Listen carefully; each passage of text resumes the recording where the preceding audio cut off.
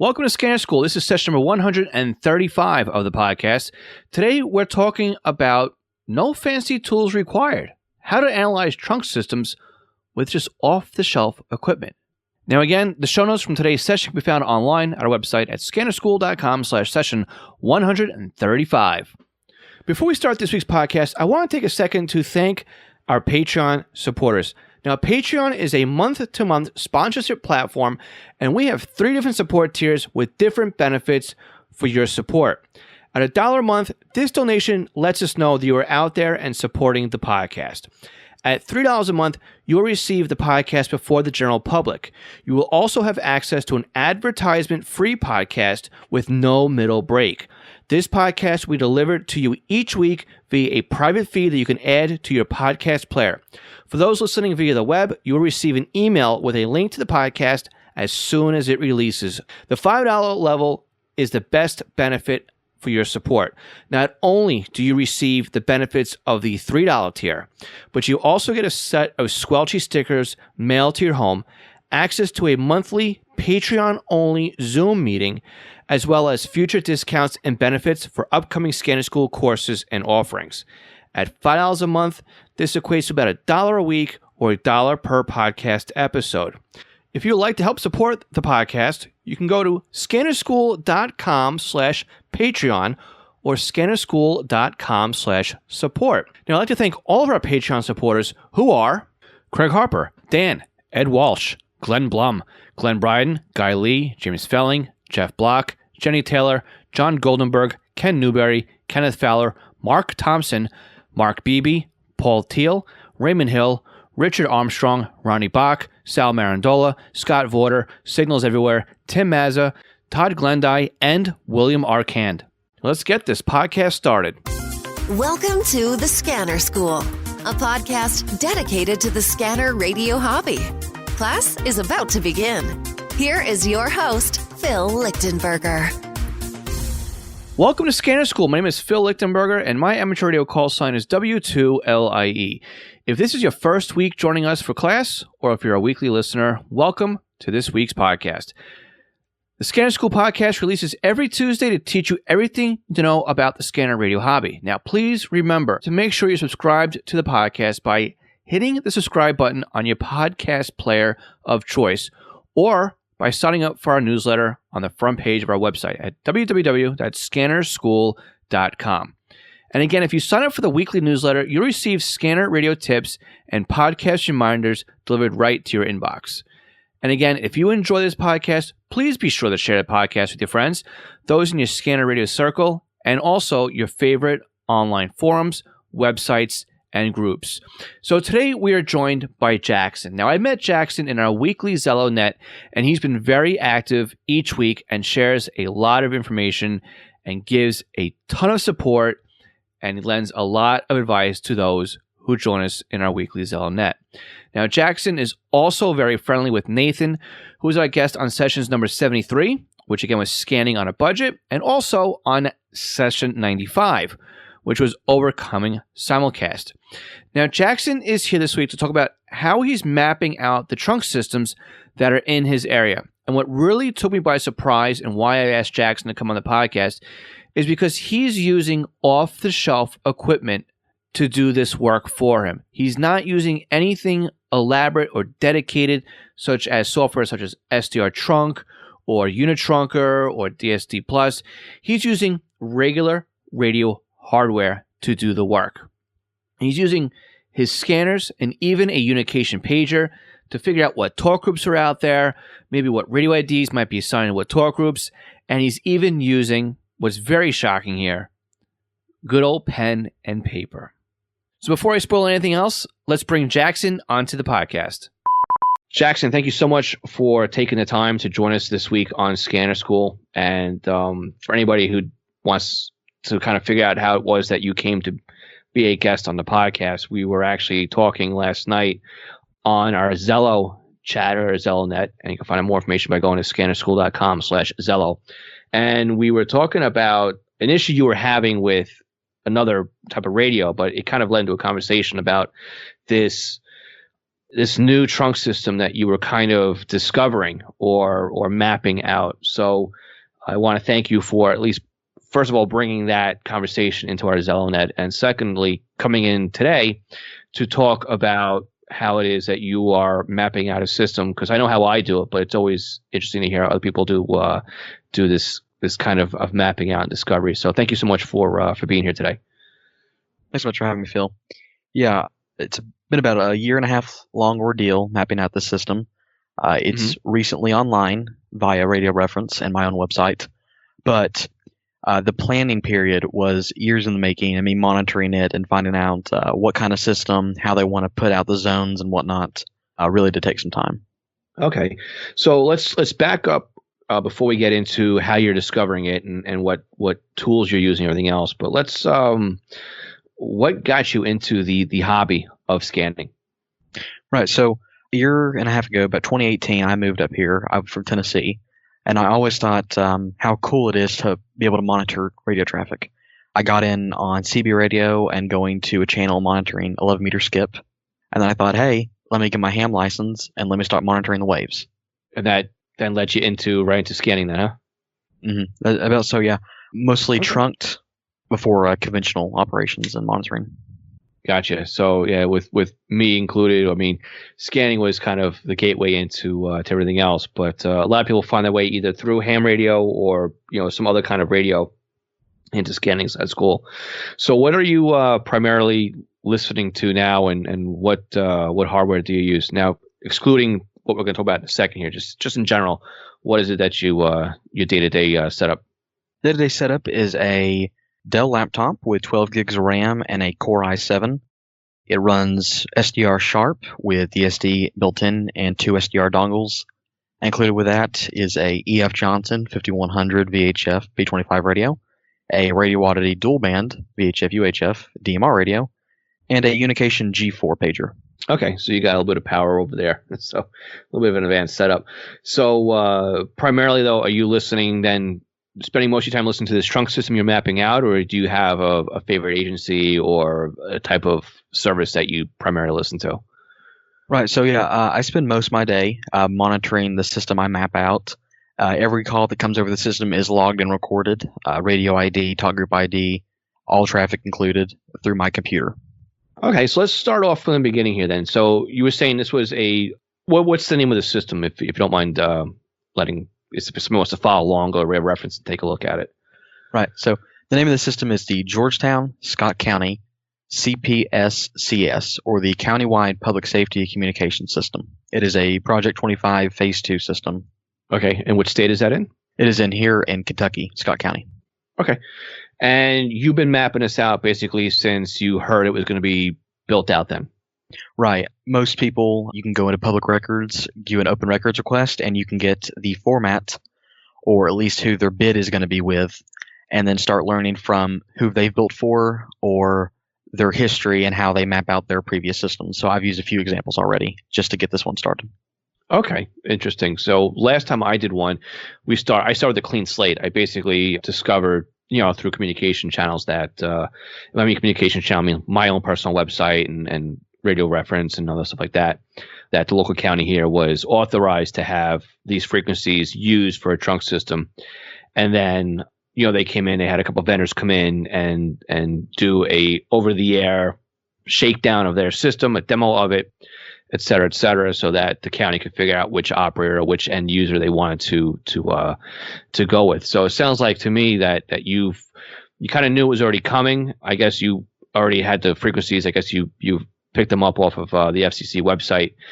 But that's interesting, though, how you mapped them out, just looking at how they mapped out other systems. That's interesting how you did that one. Well, part of the challenge was the system went online with no FCC coordination for, I believe, a month and a half, 2 months, without anything in the database that was updated. So it was a really big system I had to get just off of monitoring the entire band. Oh, wow. So once you found the control channel, though, it would kind of sort of map itself out, though, right? Yeah. So through there, ProScan and Pro96Com immediately took over with the entire system building out on the frequency-wise. Okay. And this is a Harris P25 system. We talked about that last night. And you were saying you looked at other Harris systems and saw how they mapped out. So does that kind of give you an indicator of what talk group range, say maybe public safety would be in, what talk group range fire would be in, and government agencies? Is that what you mean? How you did some research to see how other systems were built by the same by Harris? Yeah, so the WACN is an immediate identifier, and we talked about this last night as well. Mm-hmm. The 9 is an immediate alarm. Hey, this was a Harris-built system. Counties below me and to the west of me, they are Tate, Harris, and Motorola. So I looked at how they were structured, mostly the ones to the south of me, because they noted in their request and their the RPF, the request for proposal, that they wanted something that would be similar in communication structure-wise to our partnering agencies. And that really did give an alarm of, hey, they're going to be in this range with this mode, with this kind of structure. And then that kind of just clicked in my head. Oh, so you really had a lot of good information sitting there to even get started with. That's excellent, because I know this system by looking at it last night. There's some encryption on it as well. So you've primarily been the one submitting this in the radio reference. So how did you understand that those were the users on that encrypted talk group? Did it, when it was being staged, were they unencrypted and you mapped it out at that point, or did you map it out with radio IDs, or how did you find out what the encrypted groups were? Right. So that's the big thing. We talked about this last night. Encryption is an immediate turnoff for people who love to monitor. They think it's all over and it can't be done. So when this went online, the primary system before this was an EDAX system, and those radio IDs did not match up. But I had a listing of all the agencies I had mapped out before the system and their identifiers. So if you look at the system, you'll see EMA. Their identifier is 5XX. When their radio ID comes up, it's 2411 5, and then their number that follows. So radio ID was a big part of this. Also monitoring the traffic activity. You can't hear it, but you can see how popular it is. Most popular channel that I've noted so far is the sheriff's office. And I also saw with the sheriff's office, the sheriff operation channel 2, 3, and 4, or sorry, secondary 2 and 3, were multiply popping up, which is a common thing seen when they want to do off the air or a service check, such as NCIC and unit to unit. Right. So you use the same kind of tricks that I would use as well. So, I mean, we were a bit luckier here. What they did with our encrypted talk groups is they had the old conventional UHF repeaters still online. And it was basically they were on the trunk system on the encrypted talk groups, but it was still patched over to the unencrypted UHF repeater. So I'd be able to listen on my scanner, on any analog scanner, and listen to the precinct, and I'd be able to watch a trunking decoder and see what talk group would light up. And of course, it doesn't take long for you to find out, the 5 PD channels. And then you'd see the radio IDs, and you start mapping out radio IDs, and you'd start finding out who the supervisors were and where the EAB units were and what their radio IDs were. And eventually, you start mapping out the system. You find out who the detectives are, because when BSO gets involved, right, they have a certain set of numbers. And just like you, it was, for example, 2505, and then the RMP number. And then 0 was if it was a portable, and then 1 was if it was the mobile mounted radio. And then for EMS, 2 would be it was the radio in the back of the bus. So mapping things out using radio IDs, even though you don't know the exact talk group ID, you can still kind of figure it out based on traffic. So this is what I'm saying we were talking about last night too, is this is the fun part of the hobby, and exactly what you're saying. It's just because there's an encryption in there doesn't mean there's nothing really to do here or to listen to, at least with your ears, right? You're listening with your eyes, and you're still putting the pieces together and discovering what it is. And you're always still going to figure out that there's something new there, or there's another patch that went in there, or you're going to find some more radio IDs that show up. And mapping out systems like this are really interesting. And the other thing we talked about last night too was you've discovered this also now has 2 zones, which is now what you're in the process of trying to map out, correct? Correct. So if you go to the Madison County, Kentucky system, built by the exact same corporation, it's a north and south zone. The only difference with this system that I'm building out here in Scott County is both zones carry all traffic. In Madison County, if you go to the south zone, it carries primarily sheriff's office and the smaller city down there. If you go to the north zone, it carries all county traffic, including city, fire, and law enforcement. So a little bit different here, but same concept, correct? Gotcha. So yeah, it is fun to kind of map these things out. So what are your tools here? How are you mapping this out and logging what's going on the software? So originally I had a BCD 325P2, and that was good until it wasn't. What happened was we only had 5 sites on at once, and then in March they put the 6th site up. Primarily the issue was the Uniden was sitting here logging all unit IDs 24/7 all the time, not having any issue. That 6th site came online and it demolished the signal reception. So you're talking about the site? You mean you had an issue with simulcast at that point? yes, that was immediately when I had to get the unication. Okay. So with Uniden, I ran ProScan, which logged all the toggle group IDs, all the unit IDs, the modes, and whatnot. And then I put in Pro96Com along with that. So I had to switch it up a little bit, had to go back and forth on what I thought I could use and what I couldn't. The immediate issue I was seeing was there were no active sister sites to the main tower I was monitoring, which is only 2 miles from me, or less than actually 2 miles. And that's immediately what got in my head of maybe a south zone, kind of like Madison County. With Pro96Com coming on, I could actually get the RFSS and the site IDs and then create files and then use that at a later date to reference what I'm seeing that's new and old. Right. So again, the Pro96Com, that would interface with the 325P2? Correct. Okay. I thought for some reason the 96 Pro96Com only interfaced with Radio Shack stuff. I guess it's been a while since I've used that one, to be honest with you. And then eventually when you had simulcasting, then how did you have to modify things at that point? So at that point, the system was pretty well mapped out on my end. I had stuff that I was withholding from putting in the database, and I wanted to verify it.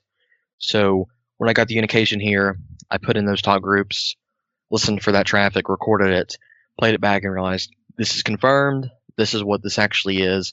Glad I have it now. Let's put it in. So most of this stuff went in about late March, early April. And then when I got the unication, it really did enhance monitoring simulcast and getting some of the stuff that you don't see in the database that I still have that I'm verifying. So that'd be multi-agency channels, event channels, interagency channels, et cetera, et cetera. So are you using right now, because you said you had a nice computer with the 12 gig of RAM and SDR Sharp and all that stuff. Are you using that now to help you map out the system, or are you just primarily still using radio hardware? So I am not using the computer to map out. The only reason being I purchased SDRs for monitoring some of the other channels. We have to have backups to main 800 systems. The city used to be on NXDN or NextEdge, for anybody who's not familiar with NXDN. It's a digital format kind of like DMR and P25, and they primarily still use it on days that the 800 goes down or they need interop. Fire used to be on NXDN as well, and all the repeaters that it used to be used are still online and still operational in the event that 800 does go down. So I use that primarily monitoring for any traffic that comes over the conventional. Gotcha. Okay, so you're doing all this with actual radio hardware, which is interesting. So I remember using my HP1 to kind of map out radio IDs when the system over here was coming on, and I would just sit on Medcom and just map out the ambulances, which again was easy because it was just the battalion and then the department ID followed by the actual number off the ambulance. So like unit 6310 would actually be 6310 and then 1 or 2. So it was really easy to sample out that way. But that's interesting that you're just using basically your voice recording on a G4 to map that out. And I guess ProScan mapping it out that way is kind of, and Pro96Com, I guess that's kind of gone out now because you have simulcast issues then, correct? Correct. Most of the systems I used before or previously had in place have been thrown out, and I'm on a Google spreadsheet now. I keep everything on a spreadsheet, logged 24/7. If I wake up in the morning and there's new traffic on the system that I was missing before, it's already recorded and logged, and then at a later date, I'll go through one by one, pull that traffic, and then once I have identified who they are, what they're doing on this channel, and what it's used for, I'll remove it from the G4 after I've logged it successfully. So you're basically then manually recording or playing back the G4 and then writing it down into a Google spreadsheet. That's what you're doing? Correct. That is what I'm doing. That's a lot of work. It is, but it's worth it. It really is worth it. It's the hustle. Right. So let me tell you how I was doing mine, and this may help you out streamline the process. I was using Unitrunker.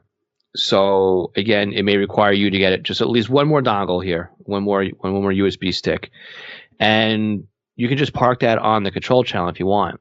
And you can still map out. It will map out all of the voice traffic for you. So you don't have to listen to it, but at least you can see what's going on in there. And it will fill in the blanks for you. Like you have extra voice channel or extra talk groups or extra radio IDs. I color coded all mine so I knew that it was something I already had. And I was able to then export out to a spreadsheet.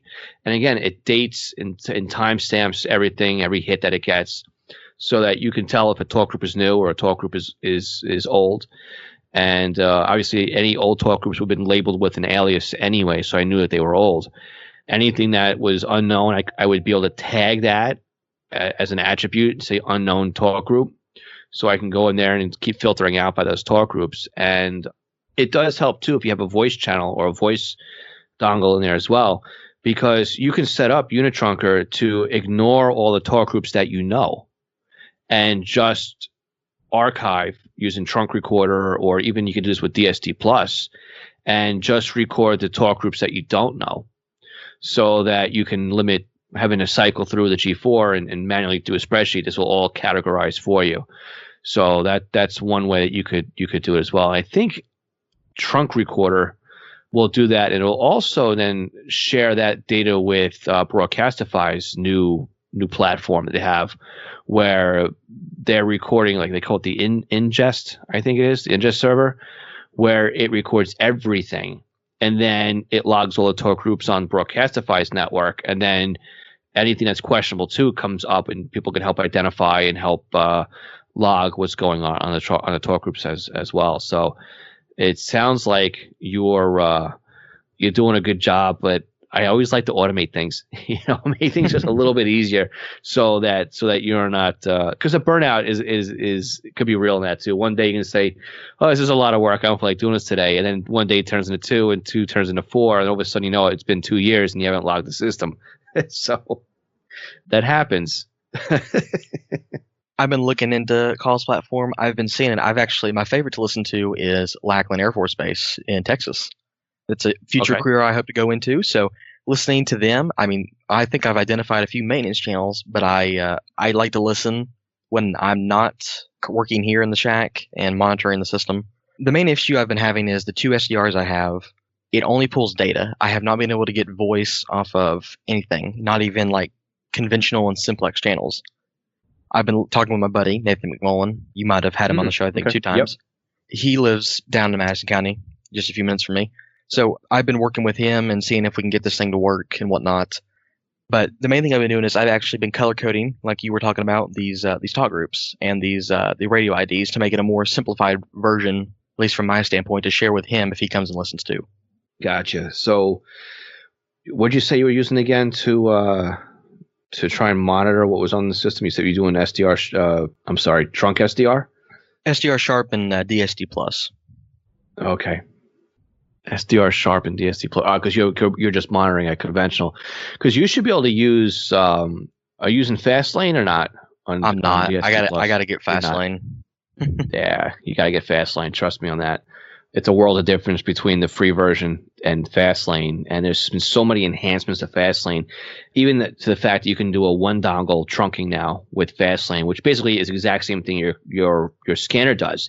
Is the SDR will sit on the control channel, and then it will go to the voice channel to listen to the conversation, and then come back to the control channel.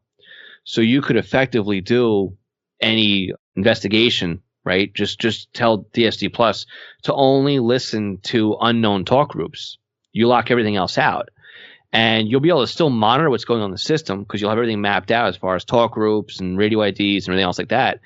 But only when something new comes on will the SDR receiver actually go to that talk group, record it, and then come back to the control channel when that talk group is over, which may be something to help you out as well.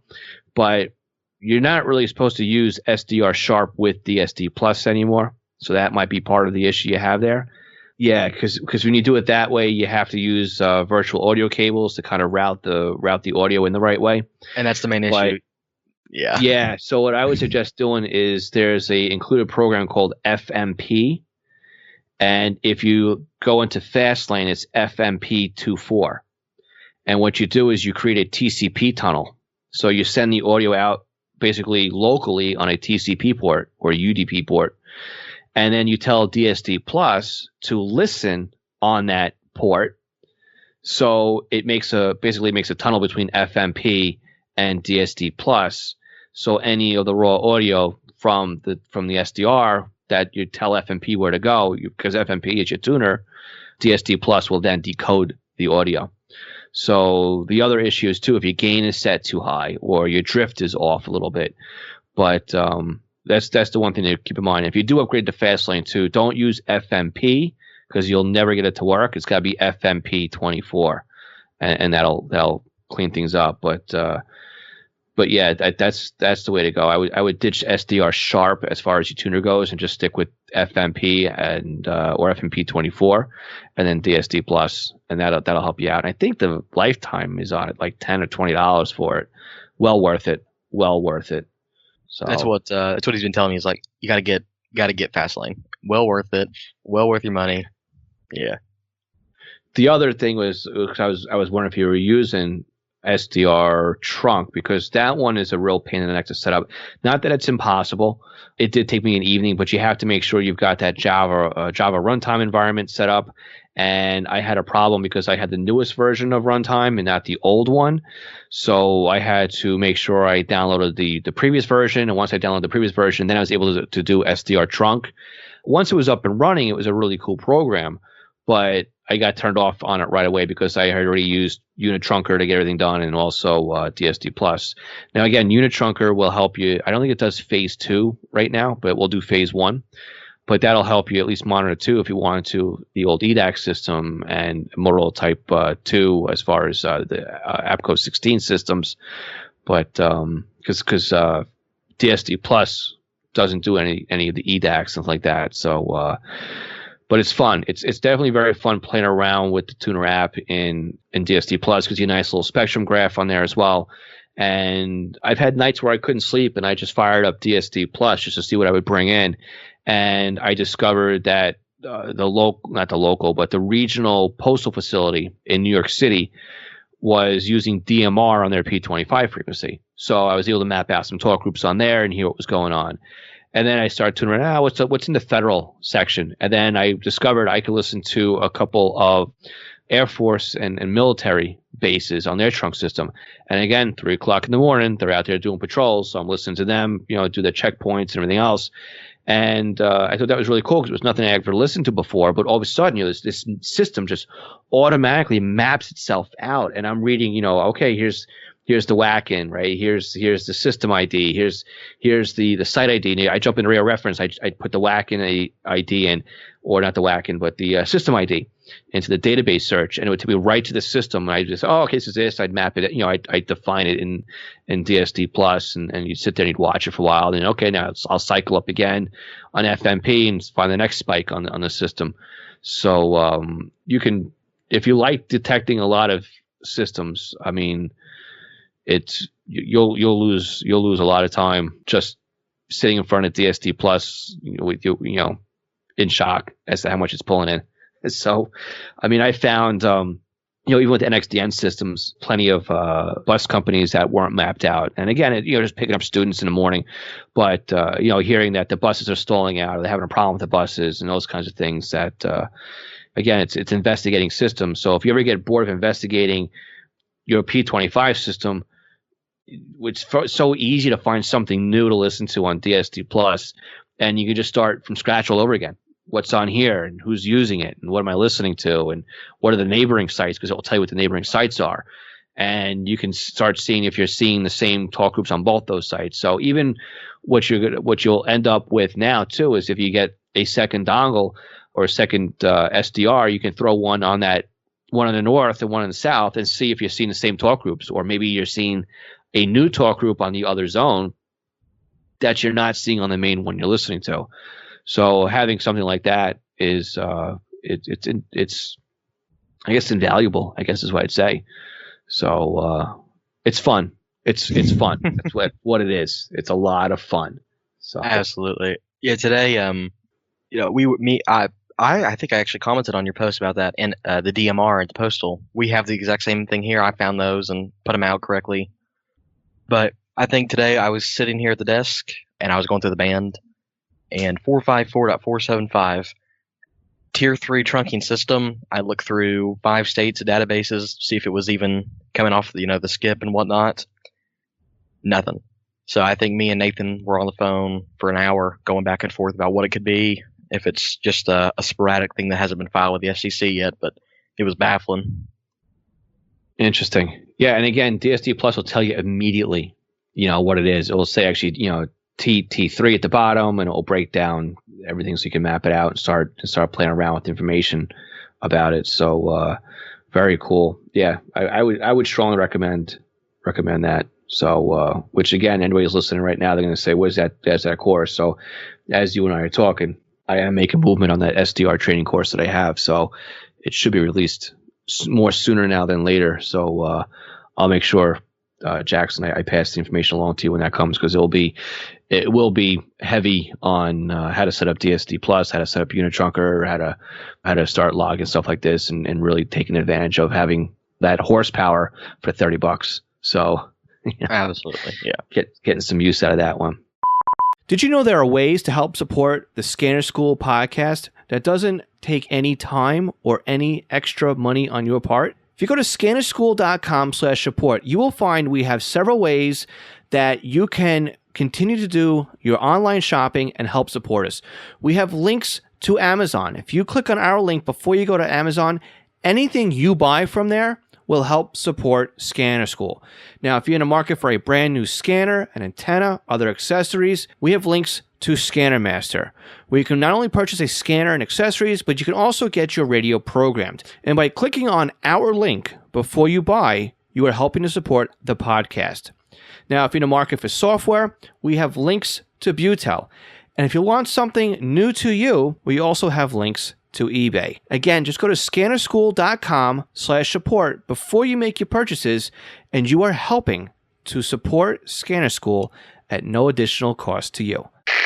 This session of Scanner School is sponsored by East Coast Pagers. Now, East Coast Pagers is one of my online companies, and we are a Unication, Apollo, and Swiss phone dealers serving the North American market. Now, if you're looking for a personal use pager or one for your department, we can get you a quote at the very best prices. So why does a company like East Coast Pagers support Scanner School? I think that every scanner radio user should at least put one pager in their collection of radios. The reason why is very simple. It frees up your scanner to just do scanning, and then you have one radio that's dedicated to your local fire activity. Now, with a pager, you can have voice storage. You can do tone outs. You can keep it silent. You can go back the next day and listen to what you've missed overnight. It's more than you can do with an out-of-the-box scanner. And with today's pagers having multiple frequencies and even having multiple channels in a scan list, like the Unication G1 can do 8 channels in a scan list. It has 64 memory channels, and out of the box, it comes with 11 minutes of stored voice and a desktop charger. The G2s to G5s, they do P25 Phase 1 and Phase 2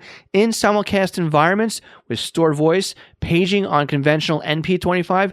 Oh, and they're upgradable too to DMR Type 1 and Type 2. They are more rugged than today's consumer-based scanners. And with a pager like a Swiss phone S-Quad, you won't even realize you're wearing one. It'll help keep you informed as to what's going on in your neighborhood. So again, eastcoastpagers.com, or contact me directly, phil@eastcoastpagers.com. Do you have a new scanner? You're having problems understanding how it works? Maybe you're new to the entire Home Patrol database of programming and you can't figure out Sentinel. Did you get a new SDR and you're trying to figure out how to install it? Or you want to learn how to use Unitrunker, DSD Plus, maybe set up a PieAware, or even just make some changes and you don't understand how the system and the equipment works?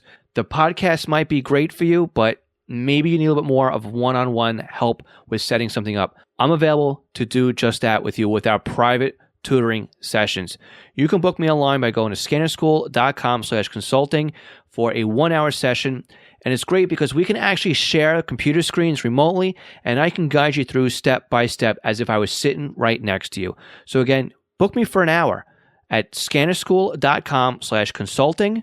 for your Scanner Radio one-on-one tutoring session. National Communications Magazine is your personal library of Scanner, CB, GMRS, FRS, MURS, and two-way radio articles written by the best minds in the business over the past 3 decades. Your Natcom personal online access account allows you to download the newest issues of America's Hobby Radio magazine, as well as back issues too. So visit natcommag.com to download your free sample issues and sign up today. That's natcommag.com for National Communications Magazine. All right. Is there anything we haven't covered yet? I mean, I know I kind of went off on a tangent to that we got derailed when I heard that you were logging them by hand, and it kind of made my scratch my head a little bit. I mean, I understand it's fun and all that, but we definitely took a sharp turn from what it is that you do versus what I was doing here. So let's get back on track here. What else is it that you're doing with the system that you're monitoring here? So I always say to anybody who has not gotten into this yet, or they want to get into scanning, know who you are dealing with, know what equipment they're using. In my case, when the request for proposal was filed, they put a checklist and they put an order form of what they want for what agency and whatnot. So I've already accommodated myself to know if this thing comes up and I see an unknown ID, this could possibly be this agency since I haven't already found them.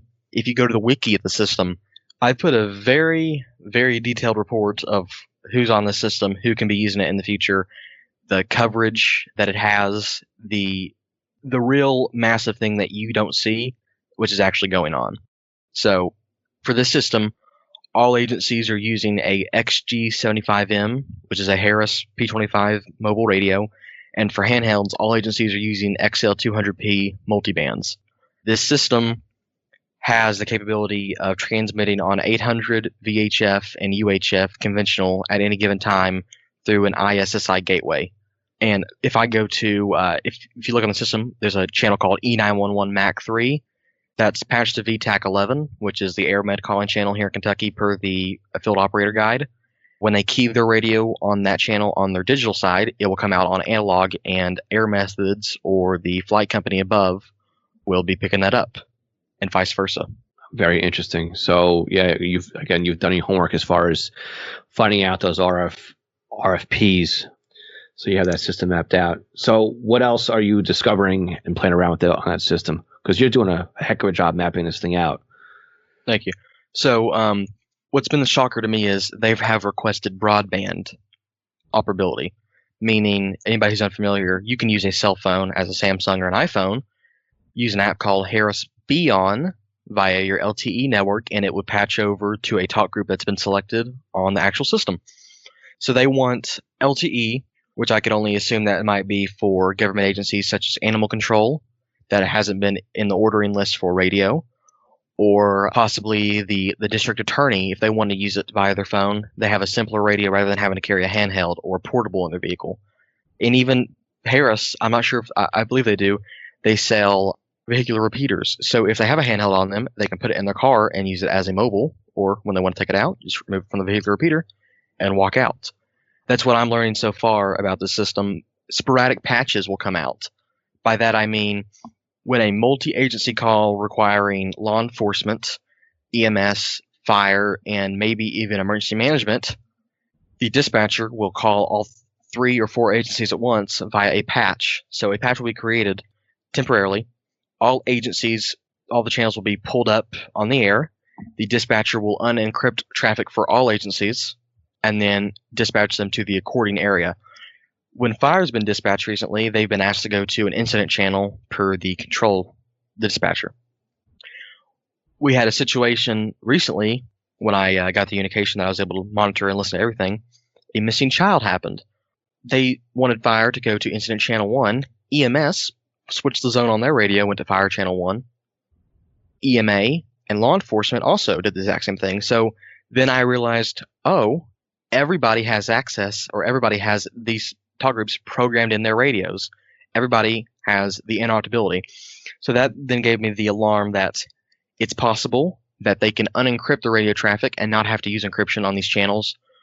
Or encryption has been disabled only on these channels for clear operation for the fire department to receive.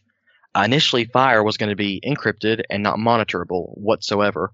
That changed recently, and when the system went live, fire was delayed a little bit, but they now use no encryption, and if encryption is needed, it's used on a very, very, very rare case, only in the event of a real emergency where they have sensitive operations. Interesting. So you're saying these are dynamic interoperable talk groups or patch groups. So they'll show up, they'll be there, but they may not be be the same talk group ID the next time around they're in use then, is what you're saying. Right. So I made a note when a unit pressed their emergency button on accident. It was a fire officer, a fire lieutenant, I believe, in the vehicle. His radio keyed the unit ID of 7716588, nowhere even close to the regular operational, which was 2233, and then the number that follows. Same thing happened on incident channel 1. I believe PD came over, and they were using a unit ID of 7716502. Makes no sense. It doesn't correlate with the original of 2313. So it is kind of an odd way itself, but when the dispatcher talks, it's the same ID across. However, she patches everybody in on once. And they can do that at the 911 center. If a unit wants to go over to, let's say they didn't have fire on the radio, or they're not able to get over to the zone, they could just switch to dial knob on channel 2, and that dispatcher can then patch them over accordingly, and all traffic would carry over no matter what. Right. Yeah, it's amazing the flexibility that is there in trunk systems and what you can do on the fly like that as well. So it's definitely a much more spectrum conscious way of using the resources that are available. Let's put it that way. Because with everything being limited as far as, how much RF real estate there actually is, it's really cool the way they can break things down with trunking systems. And it does make things very interesting and very difficult at times to understand how to listen to something and how to do it. But listening to it the way you're listening to it, and again, I hate to go back and say it again, but if you have something like DSD Plus, you'll get a visual too. You'll see what's going on and who's going where, what radio IDs are being denied, which radio IDs are affiliating with. You can also see the same thing with Unitrunker as well. So that'll give you a whole nother layer of information that you don't have right now just by using the radio hardware, which is really cool as well. So anything else that you're doing with the system that's interesting? I feel like I keep peeling back more and more of this onion over here. What else are you doing? So I knew this before when they were on analog, that the sheriff's office channel was also the same channel for a smaller city dispatch channel. So the smaller city, it was all dispatched by the same agency here in Georgetown, all by the same 911 center. But that being said, they were dispatched on one talk group. So I started seeing initially radio IDs that made sense to the unit corresponding, which was 2111 and then their unit number as a preamble, 211, and then 2112. However, I then saw 2113 and 2114, and that kind of just threw me off immediately. Hey, what's going on? Why am I seeing this? And then it clicked on my head. Oh, it's the Stamping Ground Police Department that's to the west, on the western side of the county, and they're operating on the same channel rather than getting an extra channel. It's more efficient to have the smaller city that the sheriff takes territory over rather than on the regular city channel, considering they're two separate cities and the sheriff and them share the same jurisdiction. The Stamping Ground is a very small city. There's another one in the northern part of our county named Sadieville.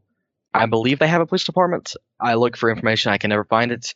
But if so, they're also dispatched on the exact same channel. And from there, I pulled off the portable unit IDs, the car unit IDs, and the base station unit IDs that were all in the purchase order from the supplier. Interesting. So you have that one basically mapped out then, because you know what they've ordered and you've got everything all figured out over there. Correct. And there was a news article that was written where the 911 center was getting a redo. So they moved over to the Emergency Management Operations Center. Well, I immediately assumed that these radio IDs are not going to be the same once I go back to the 911 center, and I was correct. So 5520 is an initial starting point for all dispatch consoles in the county. 552015 and then through 1 through 4 are the Emergency Operations Center radio room talk groups. or radio ID console IDs. And then the 911 center starts with 1, 0, and then 1 through 4 at the end. So that immediately gave me the idea that, hey, this is obviously different. I'm not seeing double here, and it's not confusing me. I now know that they have the capability of talking and running a control point at both ends to intercept 911 calls if needed. Right, and now you know, too, they have it when they're on backup or not. Or something like that. They're on remote or whatever. So that's really cool that you're mapping a whole thing out like that. Well, we have the radio shop is taken care of by the city. The radio shop is very interesting to me because they have a questionable radio ID, 9980, and then their following ID, which is 0 through 999. So recently I caught them on what I deemed as a public safety mutual aid channel doing quadrant testing to further the range of the entire system. And it was interesting hearing them at one part of the county here in Scott at the very bottom on the 64-75 corridor, and then hearing, one in the neighboring county of Harrison. He's at, I believe, in Cynthiana, Kentucky, 20 plus miles away, and he's coming in clear as day, no issues. And they're going to all these other counties. So that then gave me the impression of, hey, the range is greater than I actually thought.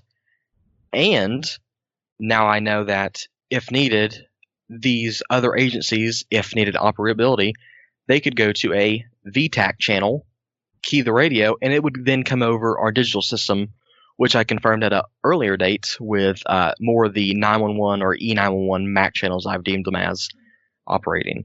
Now, I've never actually heard them deem it as a MAC channel. However, based off my experience monitoring systems in Tennessee, like the Tennessee-based Communications Network or Madison County, these channels are permanent patches to our statewide network in 700, 800 VHF and UHF exclusively. And then I had a few more patch channels that they wanted installed at University of Kentucky and the Lexington Core 25 system. So that then also told me that, hey, if there's ever a pursuit or there's backup needed or whatever the case is, now they can accordingly use both digital systems on a ISSI gateway and have no issues, and both ends would come over clear, considering they can't use encryption since they have different keys. Right. Okay, different keys, right, different encryption.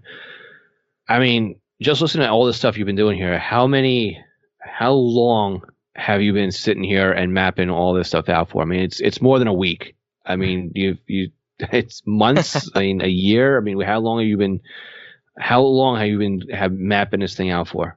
So when I moved up here in 2018, I talked to a feed provider, and they essentially told me, "Hey, a little bit comfortable. We're going to be going to digital encryption soon." And I go, "Oh, okay.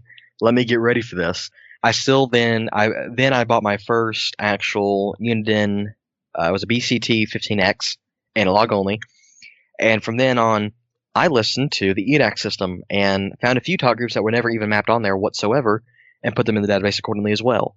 With that being said, I listened to the unit IDs talk and whatnot. So when digital came, I'd immediately know. Now, like I mentioned to you earlier, the system was put on January 28th, 2020 at 10 p.m. sharp. From what I understood and what I just learned recently was radios for the system were actually installed in vehicles that were just being issued months before. August of 2019, radios were still being installed. Officers, I believe that same day, received new portables, or they had them in the side of their vehicle, or they were waiting to use them at some point. So when the dispatcher gave an all call to all units to, hey, we're turning off this analog system, go to the new digital one, they just had to remove the radios from their belt, switch it out with a new one, and then do a roll call, which then ensued after. So the staging process of this was a year, from what I understood and what I've looked at. When it happened, I was not ready whatsoever. I had no idea. I got a text on my phone that said, hey, the system just went down. What's going on? I go, okay, give me a minute. Let me find what's going on. I went through some of their older files on their FCC listing, monitored that immediately, and found the control channel.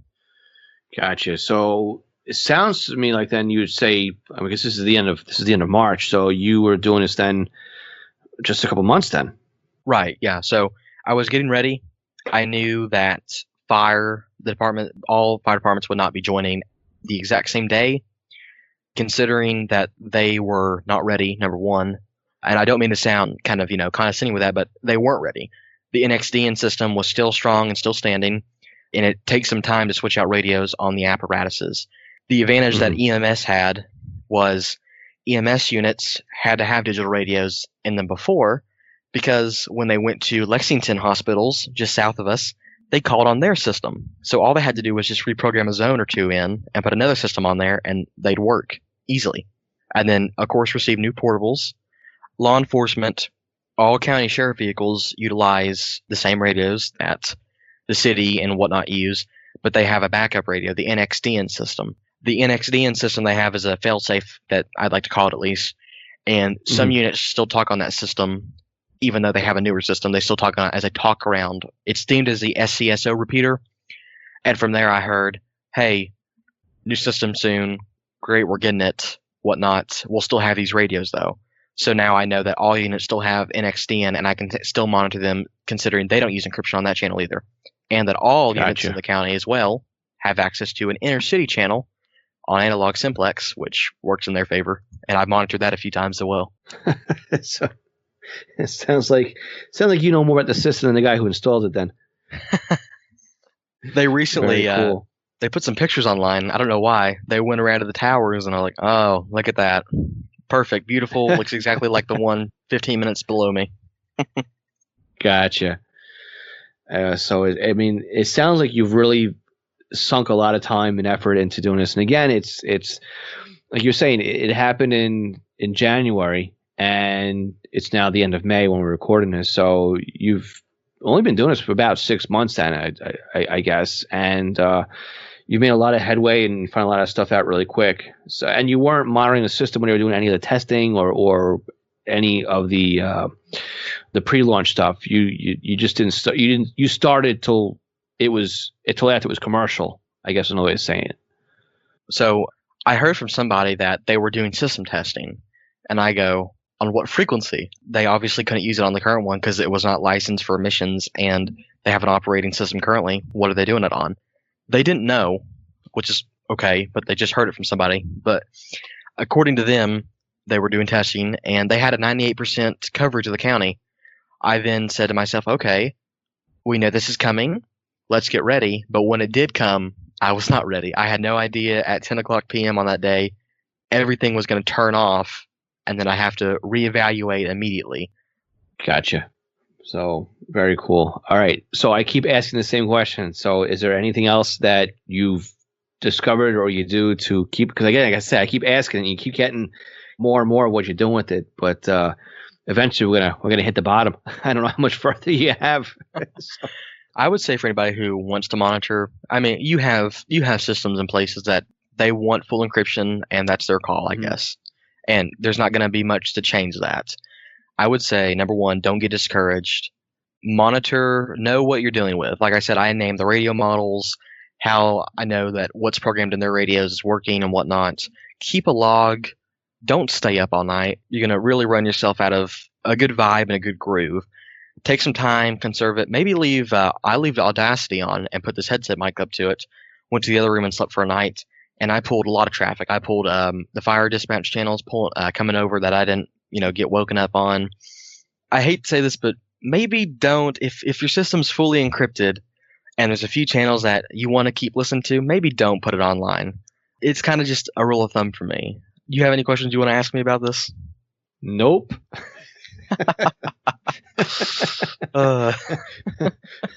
We'll leave it at that. It's a sore subject to a lot of people. I'll just say that people seem to believe and or fear rather that just what you said, right? If something is encrypted, if a talk group is encrypted on the system, and then you're listening to something that's not encrypted on the system, and you want to go ahead and stream that, then the ability to add encryption to it is very easy, and you can stop anybody from listening to that. But again, there could be also a reason why it was never encrypted to begin with. Chances are it wasn't an oversight, it was a request. Just as you're saying with the fire departments on the system you're listening to, all the fire activity is not encrypted, because I'm sure a lot of people got up in an uproar that says, hey, our members want to be able to listen. We're not going to issue radios to every single volunteer in the department so they can listen and their families can listen. We want to keep our stuff unencrypted. So again, you have different agencies and different marching orders, I guess. And in the end, I guess the county can oversee everything and say, no, everything's encrypted. But in reality, you have a lot of different things going on here too. So like one of the things, for example, perfect example right here is Nassau County PD, where I live, right? They were unencrypted, analog, UHF, plain Jane repeater system, and then moved to a P25 encrypted system, right? End of story. Nothing can work here. Except the county sheriff is still using the EDAX system. Now, the whole PD went over to this P25 system years ago. Years and years and years ago. It's nothing new at this point. Sheriff is still going around on EDAX, warrants, probation, anything that's non-frontline service, I guess you could say, with PD, right? An officer in a vehicle type of thing. They're on the old analog EDAX system unencrypted. Now, could I sit there and go, oh, well, since Nassau PD isn't monitorable, let's put the sheriff on there? Yeah, I could easily do that. But again, for the same reason, I don't, because I don't want them eventually going over to the P25 system and going, well, now it's time to put encryption on there. And I'm sure the decision's already been made that when they do go over to the P25 system, they're already going to be encrypted anyway. But at least I know I'm not the one responsible for it. But I just find it funny, though. I just find it funny that the precincts are all, and the sheriffs and detectives, BSO, EAB, right? They're all canine, right? Aviation is all encrypted, but then you got the sheriffs and the DA's office and warrants and probations and all those kinds of things are all in the clear on analog and EDAX. So it is what it is. The one lick of things I have left of law enforcement on this system is the court channel. They talk freely. It's like a trucker warehouse in there. They just do whatever they want, how they talk. It's hilarious. But it's the one thing I got left. Yeah, and with that, but again, like I said, your habits will change too, and you'll find things to listen to, and you'll find things to discover out there that make everything fun. So it sounds like, though, you've mapped out this system really well. You've done your homework, based on public documentation, based on previous deployments, what they've ordered. You'll map that kind of information out, and without using anything too sophisticated, because you're not using DSD Plus or Unitrunker or Pro96Com or ProScan. You're not using those anymore, or you never were using those. You're just using off-the-shelf radios, and you've mapped out pretty much everything you could map out to this point on a new trunk system. So, yeah, and you're not even using a scanner. You're using a Unication G4, which I sell, by the way. You're using a pager to grab all this information, and again, using pen and paper basically, or a spreadsheet to map this all out. So for anybody who thinks that mapping out a trunk system is complicated and over their heads and too advanced for them, I mean, you're proving the point right here that, and not to have you take it the wrong way on this one. I think what you're doing is absolutely amazing, but you're proving the point that it doesn't take a super setup or a lot of crazy hardware to discover what's going on a local trunk system. And I want to thank you so much for sharing how it is that you're able to do this with just basically pager. So I want to thank you for having me on. I spent so much time going to this. I think I have 2 people that actually monitor in the local area right now. People were saying, hey, I want fire and whatnot. And I go, maybe you don't. Maybe you really don't want fire, because maybe something might happen. And recently, dispatchers have been using encryption on fire, and I'm going to have to update the database accordingly. But don't get discouraged, like you were saying. It might be kind of an end to monitoring voice, but seeing it and really knowing how they utilize the system and the cool things about it, that's what matters to me. Yep. And again, there's always something else to do. And I like to say, give the analogy that just because your favorite magazine is out of print, does that mean there's nothing left to read? Or just because your favorite TV show or your favorite channel, right, is no longer on the air, does that mean there's nothing left to watch on TV? Yeah. So there's other things out there. Yeah, you can't listen to your PD because they encrypted, but there'll be other things out to listen to, right? You've got DC to daylight basically on our spectrum, and there's got to be something else out there that it may not be your local PD, and I get it, but there's still plenty to listen to, and it's still a fun hobby regardless. So, listen, Jackson, I want to thank you so much for explaining everything here, and again, and how you do it with just basically off-the-shelf hardware without using a computer, except for logging everything on a spreadsheet.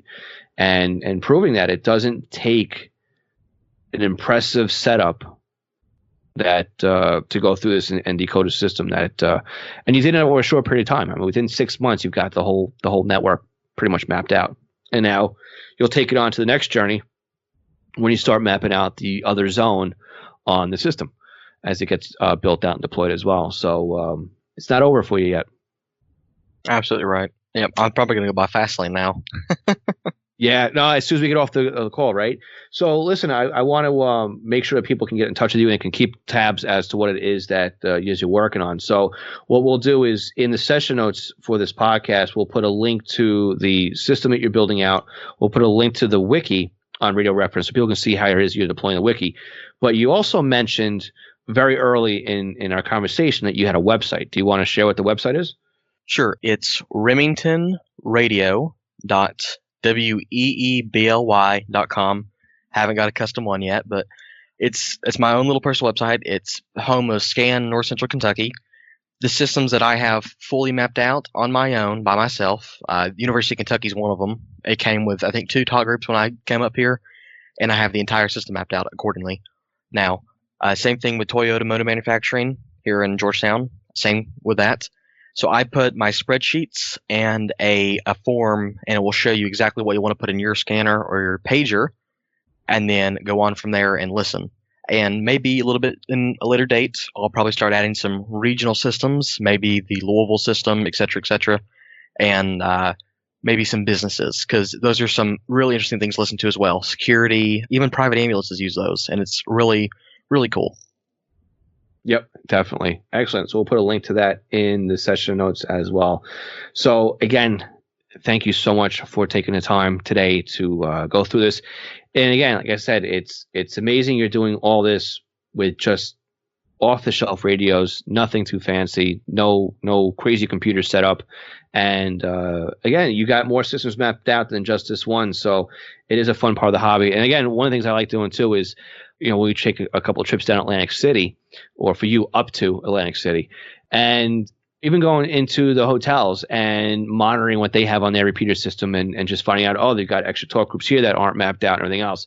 Just because you think that something is mapped out because you see a listing on a website doesn't mean that that's all there is on that system. There could always be more, that if you just put your pager from scan to search, or your scanner from scan to search, then you may find something else to monitor. So again, thanks for being a guest today, and I hope that the conversation was as enjoyable for you as it was for me. Absolutely. Thanks so much for having me, Phil.